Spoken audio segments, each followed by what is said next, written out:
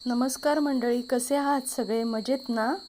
नवरोबाला बाजारातून पालक आणायला सांगितला होता, तर आता पालक मी नीट करून घेतला आणि स्वच्छ धुवून घेतला एका बाउलमध्ये काढून. पालक लबाबदार करायचा होता मला, तर त्याची मी सगळी तयारी करून घेतली आणि आता म्हटलं चला सगळे मसाले काढून ठेवले, व्यवस्थित पालक धुवून घेतला, चाळणीवर निथळत ठेवला आणि पालक चिरायला घेणार होते, तेवढ्यात नवरोबा आले. मला म्हणतात काय करतेस? म्हटलं पालक लबाबदार करते. तर मला म्हणतात बाहेर बघ कसला सुंदर पाऊस पडतोय, ह्यापेक्षा तुला भन्नाट रेसिपी काही करावीशी वाटत नाही आहे. तर मी खरंच खिडकीतून बाहेर बघितलं तर खूप सुंदर पाऊस पडत होता. तर म्हटलं आता ह्या पावसाळी वातावरणात आणखी काय सुंदर रेसिपी करावी ह्याचा मी विचारच करत होते.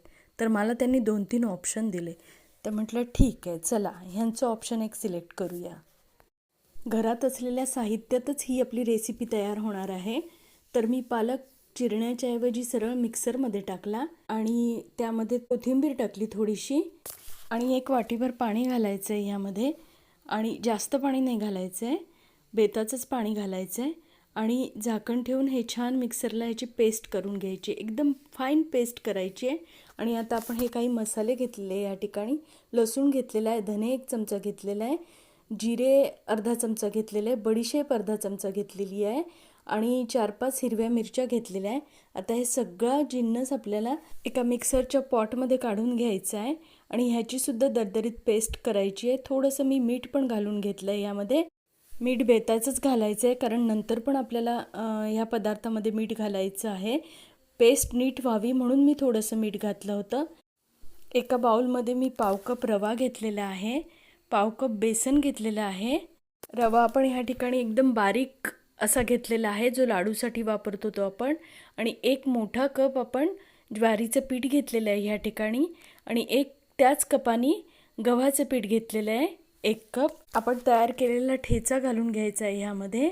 थोडंसं मीठ घालायचं आहे, मीठ बेताचंच घालायचं आहे कारण आपण आधीसुद्धा मसाला तयार करताना मीठ घातलं होतं.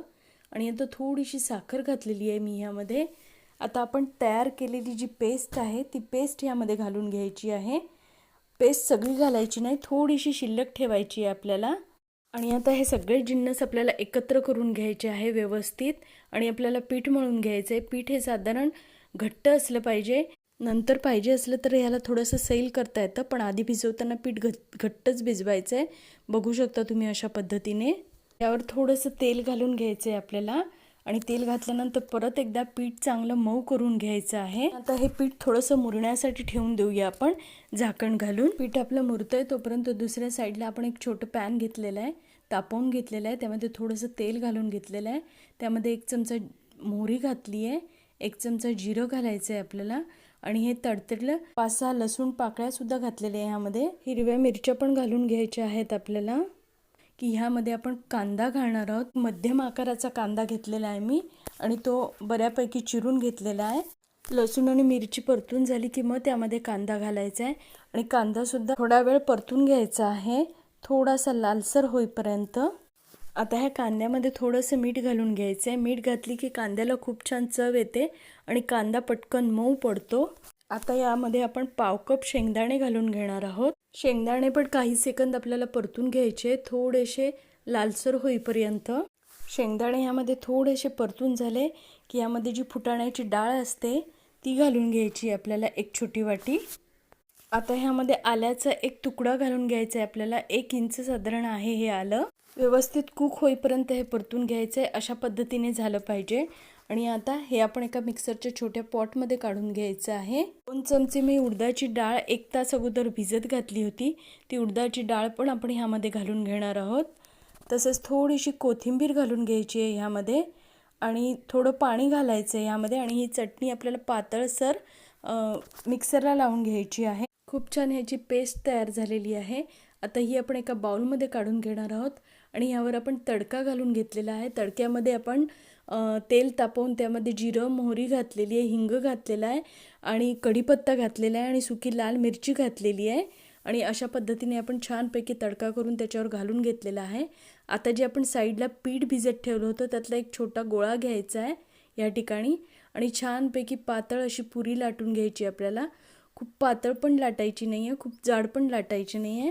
पुरी लाटताना मंडळी एक गोष्ट लक्षात घ्या, सारखी लाटली गेली पाहिजे ती.